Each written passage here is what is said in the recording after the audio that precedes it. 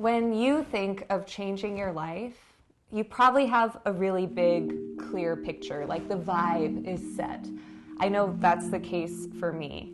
And I wouldn't be where I am today without those big picture things, but what's really allowed me to achieve the life I dream of, to be a stand-up comedian, to be a freelance world touring circus performer, to be a primitive survivalist who's on TV, and now to run wilderness retreats and make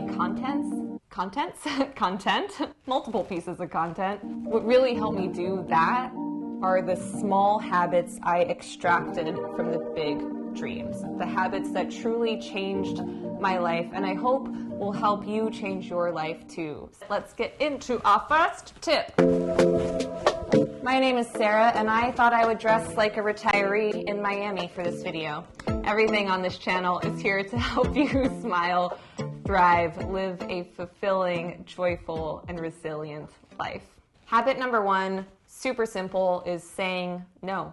And I put this one first because it's really challenging, but yet it's so effective. Because when you say no, a few things start happening. For one, you don't feel pulled in as many different directions, which then alleviates a sense of decision fatigue. It gives you more energy.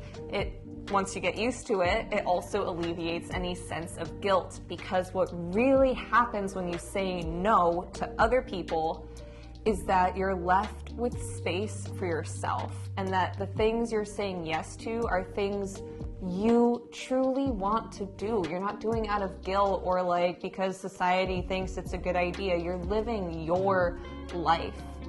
And it's so, so powerful, especially if you can say no to yourself. I'm like a really ambitious person, and so I honestly have to constantly like slap my hand away, like, oh, I want to start a podcast. No, stop it. Oh, but I want to just do that. No. Really come back to this practice of choosing the life you want, being intentional with the decisions you make, and just say no to drugs. Unless, well, I actually am going to talk about drugs. I think it's like tip number 7. Stay tuned for a conversation about drugs and living your best life, kids. Most people, my past self included, are afraid to say no because of failure or judgment, which brings me to the next tip. Embrace failure. My career for the last 10 years has been doing stand-up comedy and performing a one-woman acrobatic comedy stunt show. The only way you get good at circus, performing arts, and stand-up comedy is by failing in public as frequently as possible. And as like kind of traumatizing as it's been sometimes, learning to embrace failure has given me so many gifts. And it will give you a lot of gifts too. You don't need to do stand-up comedy or anything to do with like the public eye to practice this, but you will get the same benefits. I mean, I had to fail a lot as a comedian and circus performer. Here's a few examples. But that mix actually makes my face very ethnically ambiguous, which really comes in handy when I travel. I have found that people are very kind when they think maybe your great-great-grandma was friends with their great-great-grandma. You know?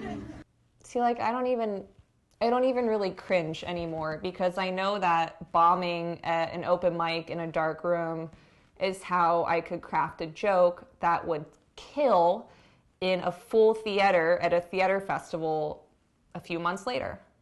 I don't, because if I have children, I need them to look ethnically ambiguous, because people are way nicer when they don't know what kind of racist to be. On top of that, it reminds me that my personal worth and my fulfillment in life is not completely based on my productivity or my accomplishments. My value and my joy in life is how I show up to play. And that's really what the value of embracing failure does for me, and hopefully you. It reminds us that life is a game we are meant to play. And the whole point of playing is curiosity and enjoyment and making new connections in your brain. When you can embrace failure, you play for fun. And that is how you find joy in the journey. The next habit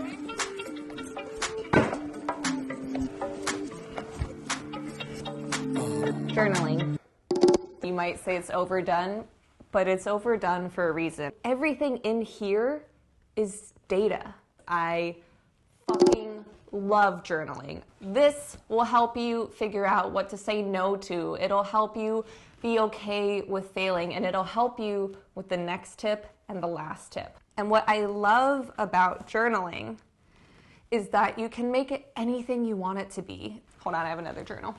I mean, you can do so much with a piece of paper and a pen. You can really change your life by letting yourself have a safe place to express your experiences.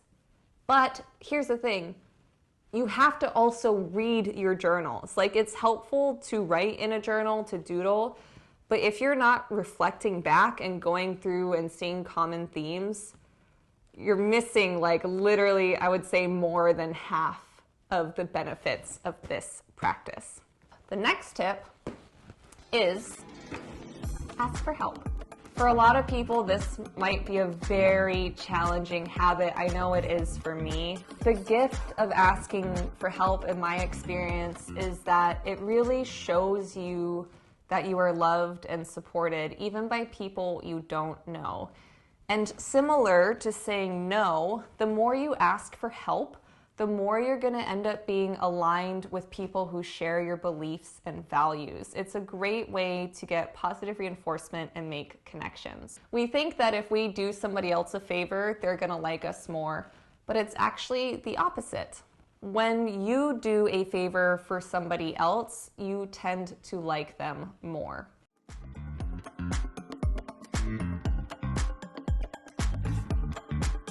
Perfect segue.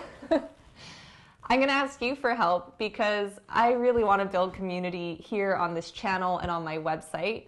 And YouTube in particular doesn't really care how good my videos are. YouTube cares if people subscribe, like, and comment. So to help me grow, to help us find more like-minded people, I'm asking you for help with a subscription with the clicky of the button.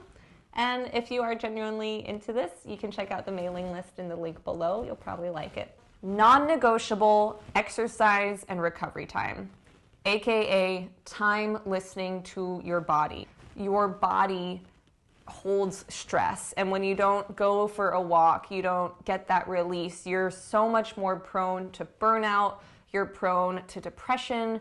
Even when I had a broken back, by the way, I broke my back studying contortion in Chinese circus school, but even then, I exercised 3 times a week. Was it fun, super intense exercise? No. But did I need it for my mental health? You bet your fucking ass I did. Ooh, I'm swearing. Move your body, get your heart rate up, have fun. You're just gonna be high on life. You're gonna be so happy. Speaking of high, let's get into my next habit. Drugs. My next habit is drugs. No, I'm just kidding. I, like you, live in a world that has tons of things that are designed to get me kind of addicted, right? We have TV, social media, our food has like corn syrup in it everywhere, but also like alcohol and weed. I am a huge fan of all the things I just listed. I love sugar, TV, weed, alcohol, social media. I love all these things.